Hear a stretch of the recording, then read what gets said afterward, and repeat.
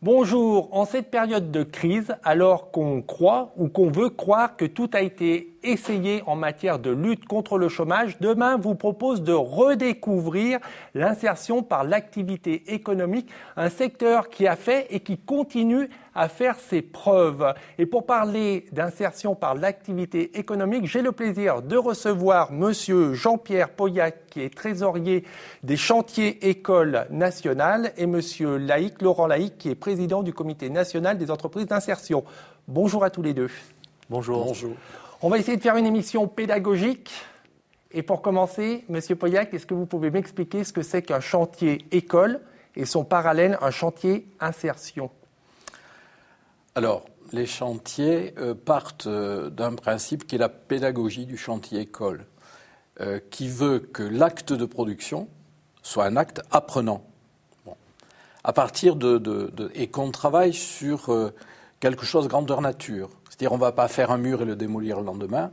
On va véritablement refaire, par exemple, un mur à pierre sèche ou travailler sur la reconstitution d'un moulin ou d'un puits dans le bâtiment. Mais après, on peut faire plein d'activités. Alors ça, c'est la philosophie, mais commençons par le départ. Donc, c'est des structures qui accueillent des personnes qui sont plutôt en difficulté et qu'on va remettre en mouvement.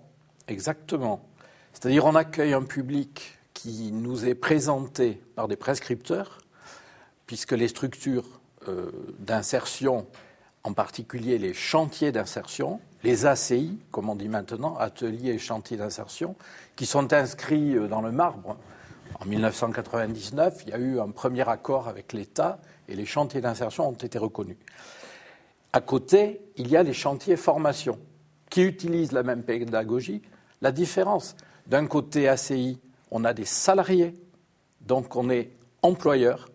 De l'autre côté, on a des stagiaires de la formation professionnelle. Donc on peut utiliser la même manière de fonctionner, mais avec des impératifs différents. Au niveau de l'insertion, et je pense que M. Laïc le dira aussi, nous, ce qui est important, c'est que d'abord, la personne est salariée. Et quand, à la fin du mois, elle reçoit son bulletin de salaire, c'est une reconnaissance sociale, c'est une reconnaissance pour la famille, j'allais dire, c'est un nouveau projet social pour la personne, et elle se reconnaît. Et quand on est pour un chantier école, là, en revanche, on est stagiaire. C'est juste la différence entre chantier école et chantier d'insertion. Oui, si on veut dire chantier école, c'est l'appellation générique, qu'on soit ACI, atelier chantier d'insertion, ou qu'on soit chantier formation. Voilà, comme ça, on confond moins. Le plus important, c'est vrai qu'on était dans la nuance, mais que ce soit chantier école ou chantier insertion, c'est le principe composé au départ. Ce sont des personnes qui sont en difficulté, qui sont très éloignées de l'emploi, et grâce à l'acte apprenant sur une activité productive, pour reprendre vos termes, eh ben, on va essayer de les raccompagner vers un emploi classique et vers une entreprise classique. Mais avant qu'ils partent sur l'entreprise classique, il y a un échelon sur cette échelle d'insertion qui est juste avant, qui est l'entreprise d'insertion, monsieur Laïc. Et alors, qu'est-ce qu'une entreprise d'insertion? Alors, une entreprise d'insertion, c'est très simple, c'est avant tout une entreprise. Donc, c'est une entreprise qui est inscrite sur un marché et qui est un marché concurrentiel. Cette entreprise fonctionne comme n'importe quelle autre entreprise et respecte toutes les règles du marché et toutes les règles du droit du travail. Mais la finalité de cette entreprise est une finalité exclusivement sociale, c'est-à-dire permettre à des personnes éloignées de l'emploi ou très éloignées de l'emploi, d'accéder à un emploi et trouver un emploi ailleurs que dans notre entreprise à la fin du contrat de travail. Donc l'entreprise d'insertion, sa première mission, ça va être de salarier des personnes en grande difficulté dont personne ne veut. Et donc c'est ce premier acte-là qui est important et qui se marie bien avec les chantiers d'insertion qu'on vous a présentés précédemment. Est-ce que vous vous adressez au même public, que ce soit les chantiers insertion ou les entreprises d'insertion? Je pense que le chantier d'insertion, c'est un peu la première marche, ce qui explique que l'on a un public RSA, socle, hein, donc revenu solidarité active. Hein. J'allais dire à peu près le chiffre, c'est 70% de personnes qui rentrent dans un chantier sont attributaires du RSA socle. Ça veut dire que ce sont des personnes, ça fait longtemps qu'ils sont au chômage. Ce qui d'ailleurs dément un petit peu les chiffres du fameux rapport IGAS, parce que ces personnes-là vu leur situation, ne sont pas inscrites à Pôle emploi. Donc pour l'État, ils n'existent pas. Et dément, vous dites que ça dément le rapport, parce que disait ce rapport ? Le rapport dit, alors déjà que les publics des entreprises d'insertion et les publics des chantiers d'insertion sont les mêmes, ce qui n'est pas tout à fait vrai, parce que, j'allais dire, dans l'activité du chantier d'insertion, et c'est comme ça, et c'est pour cela qu'on a voulu créer une branche professionnelle, qui a créé le syndicat, le CINESI, qui est le syndicat national des employeurs spécifiques et d'insertion. Donc on reçoit vraiment des publics où le gros travail qui va être fait, c'est de les resocialiser, de leur redonner une dynamique pour entrer sur le marché du travail.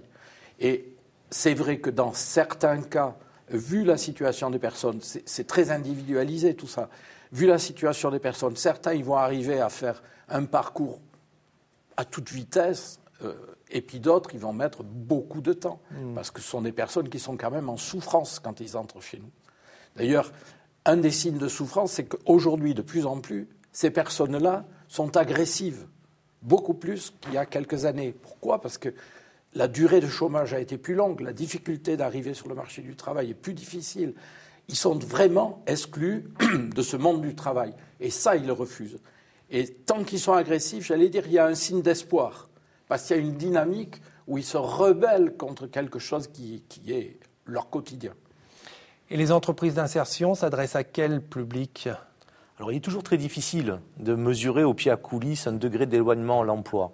Alors, je sais bien que c'est plus simple de dire cette personne est extrêmement éloignée de l'emploi, celle-ci un peu moins, mais la vie est beaucoup plus complexe. On s'aperçoit aujourd'hui que les personnes font de plus en plus de va-et-vient entre des situations d'inactivité longue, des situations d'activité à temps partiel et des situations d'activité. Et il y a des allers-retours permanents qui se font, ce qui n'était pas tout à fait le cas il y a une quinzaine d'années. Mais pour simplifier quand même les choses et pour qu'on comprenne bien à quel niveau se situe l'outil entreprise d'insertion ou entreprise de travail temporaire d'insertion, c'est-à-dire qu'une fois que la personne a été remobilisée dans un chantier d'insertion par exemple, il y a tout un travail sur la professionnalisation, sur l'intermédiation sociale, régler les problématiques sociales de la personne, sur la qualification et la mise en situation réelle de travail. Et ça se fait dans une entreprise d'insertion. Donc je dirais, pour simplifier les choses, que l'entreprise d'insertion va s'adresser probablement à un public un peu moins éloigné que celui des chantiers d'insertion, et qu'elle continue le travail pour faire que la personne progressivement produise dans des cadences habituelles de travail, cadences de production, et puisse donc être autonome par rapport à son propre parcours et son propre devenir. De toute manière, que ce soit l'une ou l'autre de vos structures, on ne vient pas directement vous voir, mais ce sont des prescripteurs comme Pôle emploi qui vous envoient ces personnes. Alors, les gens peuvent rentrer, venir nous voir, enfin, nos portes sont tout le temps ouvertes. Ce qu'a prévu la loi, c'est que pour qu'on puisse salarier quelqu'un, il faut qu'il possède un agrément Pôle emploi pour bien vérifier que la personne relève d'un parcours d'insertion. Mais je pense que ce qui différencie les deux outils dans les méthodologies d'approche, c'est vraiment l'approche au marché. Une entreprise d'insertion est complètement inscrite dans ce marché. Donc, on a un client qui va nous exiger des cadences de travail, un niveau de qualité, ce qui est moins le cas dans un chantier d'insertion.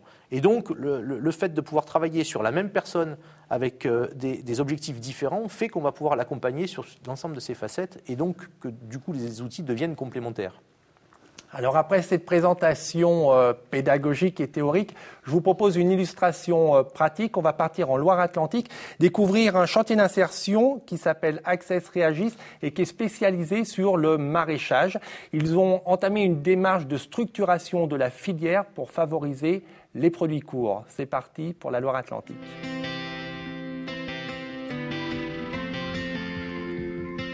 Réagis, donc l'association chantier d'insertion et le producteur de légumes sur l'exploitation de Saint-Gildas-des-Bois. C'est 14 hectares d'exploitation, 5 à 6 hectares de production maraîchère.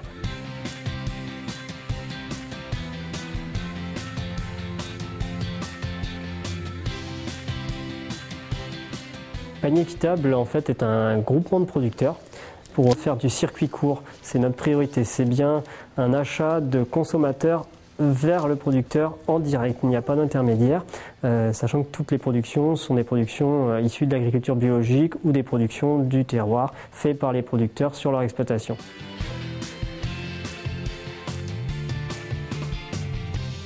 Les circuits courts, c'est à l'heure actuelle quelque chose qui est fortement porté par des politiques publiques. L'objectif, c'est de rapprocher le producteur du consommateur, quel qu'il soit, que ce soit un consommateur public ou un consommateur privé, et de relocaliser l'agriculture. Les projets à venir, c'est d'aller vers un projet de plateforme circuit court, donc pour répondre à des politiques publiques du Conseil général et du Conseil régional qui souhaitent améliorer l'alimentation des lycées, donc en favorisant l'accès direct aux producteurs et donc des produits locaux.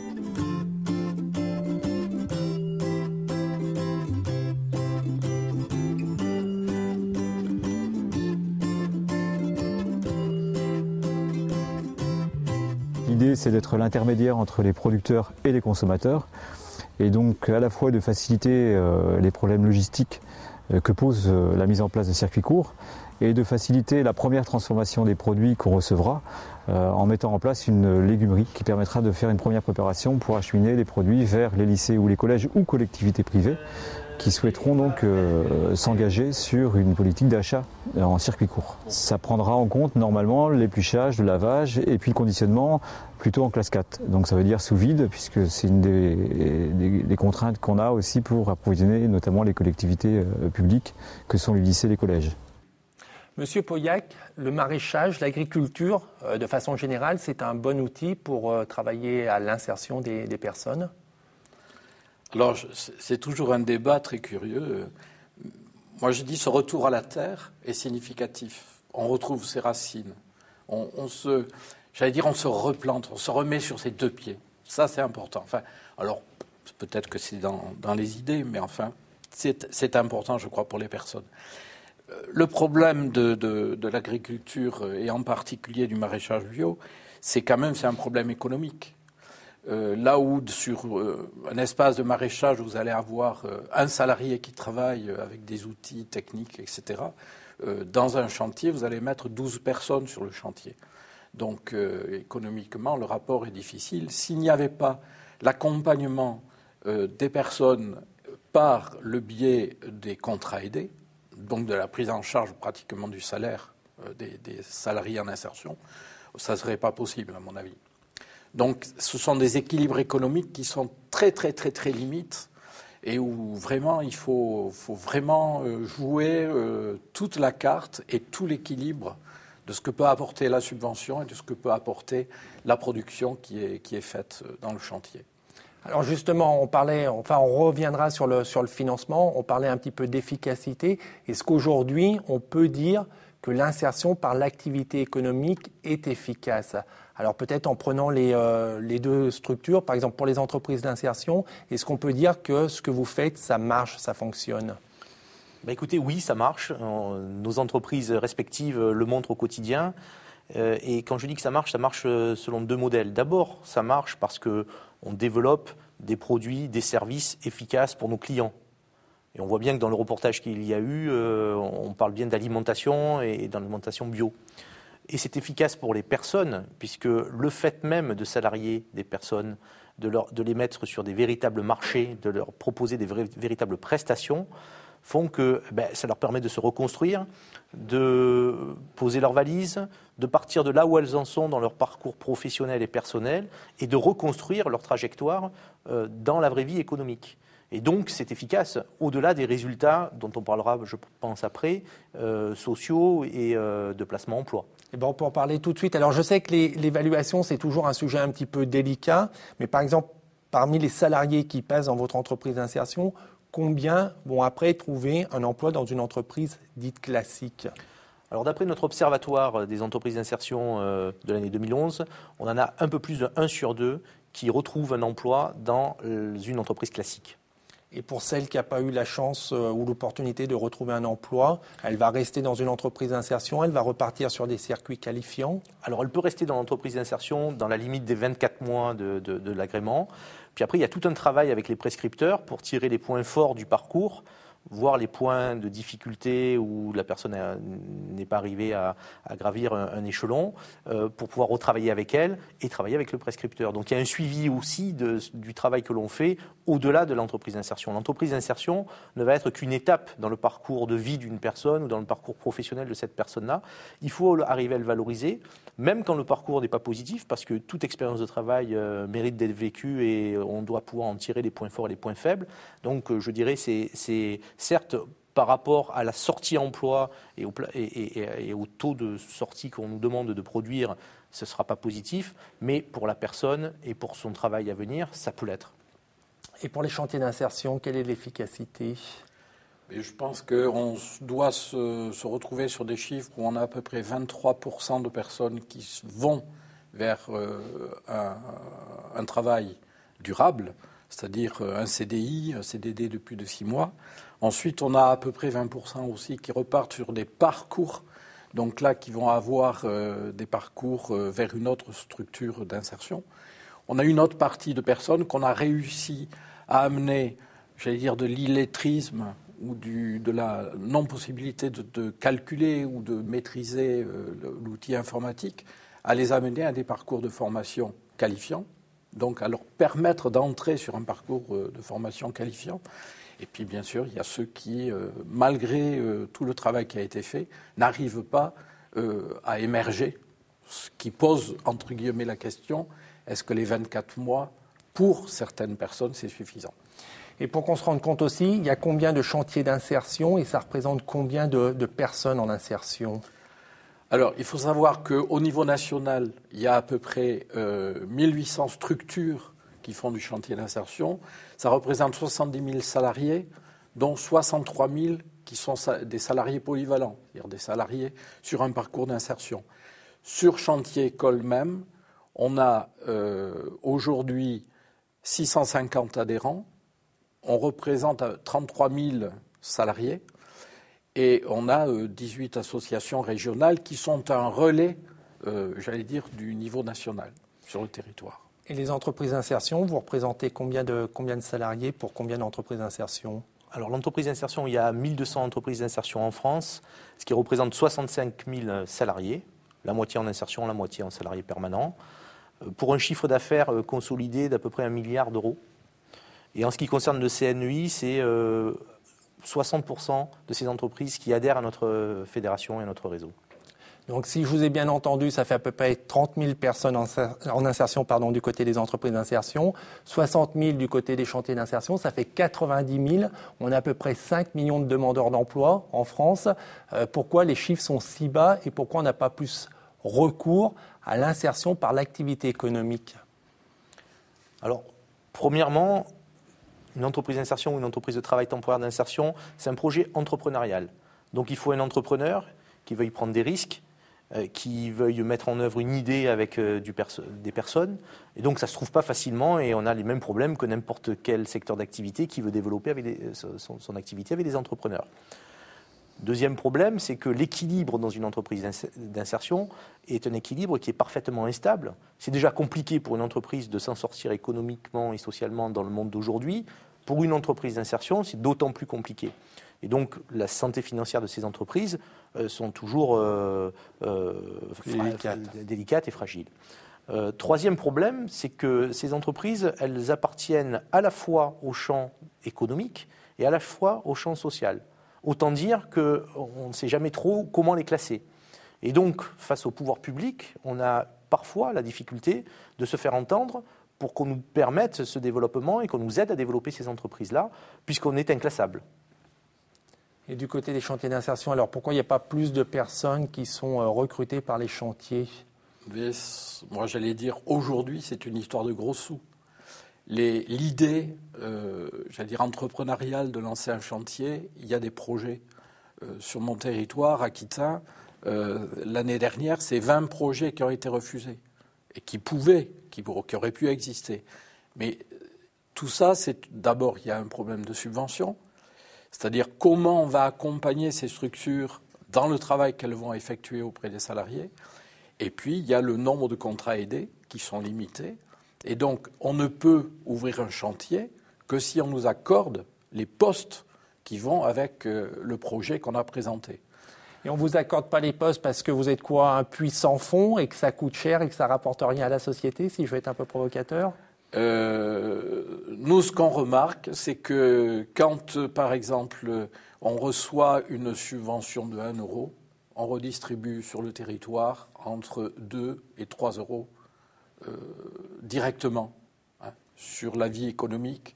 Ça veut dire que c'est aussi une dépense qui est directe parce que ces personnes-là, imaginez-vous, vous avez le SMIC, même un peu moins que le SMIC, puisque dans un chantier, on travaille entre 20 et 26 heures. Ça dépend des statuts et des lieux. Mais cet argent-là, il est redistribué directement sur le territoire. Et ça veut dire que c'est un problème de perception aussi, qu'on a trop tendance à raisonner en termes de coûts et qu'on ne voit pas l'investissement que peut représenter vos structures? Alors, en ce qui concerne les entreprises d'insertion, on intervient dans un vase clos. Il y a un certain nombre de postes qui sont alloués par an en France et répartis sur les territoires. Et donc, si on trouvait, parce que je reprends vos 2 autres critères, qui sont des entrepreneurs qui ont la fibre sociale et qui ont envie de se lancer là-dessus, et puis un marché qui est difficile parce qu'il y a une partie en insertion, si on lève ces 2 obstacles, on a ce plafond qui vous empêche de développer plus d'entreprises d'insertion. Tout à fait, parce qu'il se trouve que les entrepreneurs, on les a, que certaines entreprises sont capables de développer et ont du développement, et que pour des raisons d'archaïsme de gestion de ces budgets-là, la totalité de l'enveloppe allouée une année n'est pas totalement consommée. C'est-à-dire qu'on a sur des territoires des entreprises d'insertion à qui on refuse des postes, et au national, une dizaine de millions d'euros cette année qui va remonter et qui n'aura pas été consommée. Donc ce qu'on demande, nous, c'est effectivement, d'avoir une gestion plus souple, plus moderne de ces financements, de pouvoir ouvrir les postes pour accompagner le développement de nos entreprises, celles existantes et qui se développent, mais celles aussi qui doivent se créer, puisqu'il y a un dynamisme fort sur cette question-là.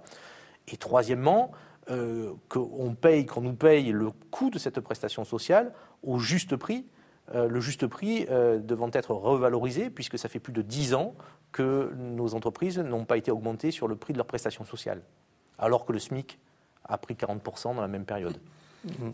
Et aujourd'hui, c'est pareil, c'est ces contraintes budgétaires qui font qu'on ne veut pas lâcher les vannes des financements?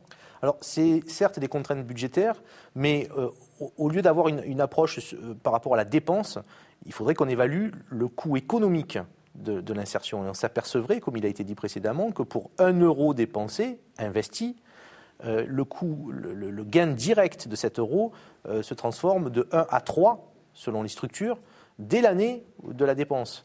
Donc ça veut dire que le coût économique de l'insertion doit être approché de façon globale et pas uniquement sur la ligne de la dépense publique dont nous dépendons. C'est tout le travail qu'on est en train d'engager actuellement avec le gouvernement, dans le cadre de ce qu'on appelle le CNIAE, le Conseil national de l'insertion par l'activité économique, et où les ministres nous ont demandé de faire des propositions pour fin juin.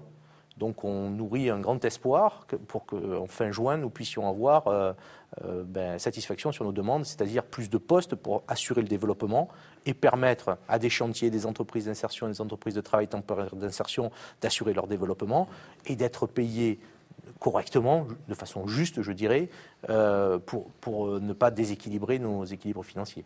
Et puis on a évoqué juste le coût économique, mais bien évidemment, il y a aussi un coût psychologique. Une personne qui travaille est bien mieux dans sa peau qu'une personne qui reste chez elle en attendant qu'un emploi ou qu'une structure se manifeste auprès d'elle.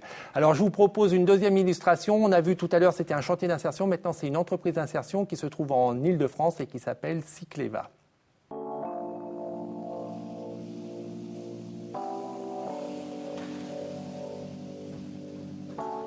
Cycleva est une entreprise d'insertion dans l'activité nettoyage industriel et activité déchets pour la collecte des encombrants et le démantèlement des D3E. D3E, cela veut dire déjà déchets d'équipements électriques et électroniques. Donc pour nous, les D3E, c'est le démantèlement d'écrans téléviseurs et ordinateurs. Ce qui est intéressant, c'est que ça nous permet pour l'insertion de faire travailler des gens non qualifiés, des gens qui ont des problèmes d'emploi. Ma fonction principalement est de m'occuper du recyclage des encombrants qui ne sont pas ramassés par les éboueurs, comme les écrans. Nous récupérons aussi les frigos, machines à laver pour les recycler et en faire bon usage ensuite. Ce qui me plaît, c'est me dire que bon, quand je fais mon boulot, je nettoie et Je préserve les communes et nous améliorons le respect de l'environnement.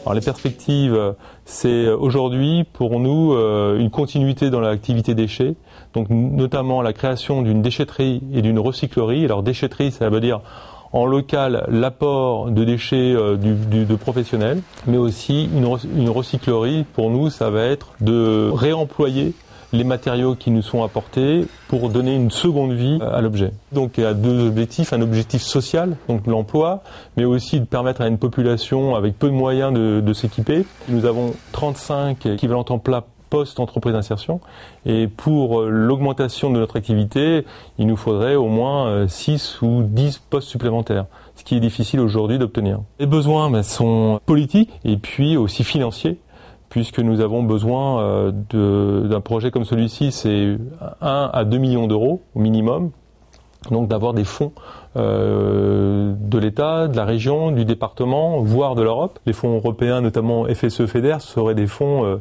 importants pour nous, pour un développement de l'entreprise. Mais la difficulté, l'opacité et la complexité d'un montage de dossier font qu'aujourd'hui, on est réticent à se lancer sur une demande de subvention auprès de l'Europe.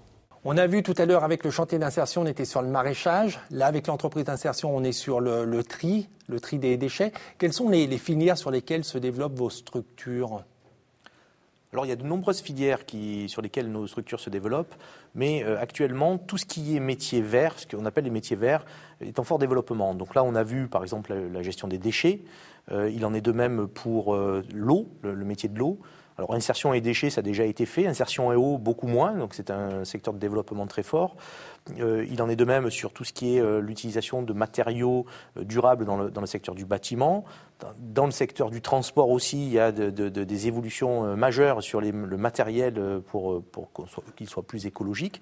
Donc, vous voyez que sur toute cette thématique du développement durable, l'entreprise d'insertion et les SIAE au sens large ont un vrai développement à faire. Et d'ailleurs, je rebondis sur le reportage, puisqu'on parle de l'Europe.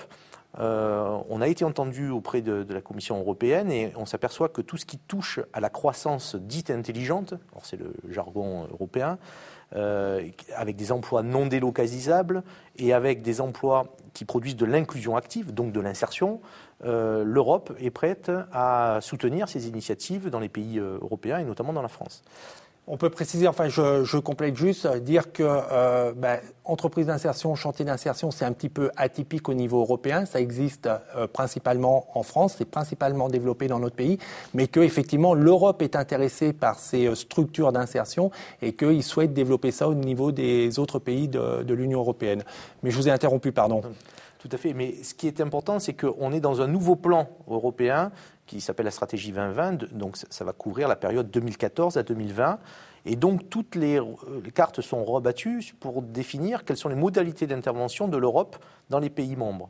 Et donc là, nous, on a un rôle au sein de nos réseaux et auprès de l'État français pour que l'utilisation de ces fonds soit beaucoup plus simple que précédemment et qu'elle soit fléchée sur des métiers et des projets qui sont ceux qui sont prioritaires pour l'Europe, donc notamment la croissance verte.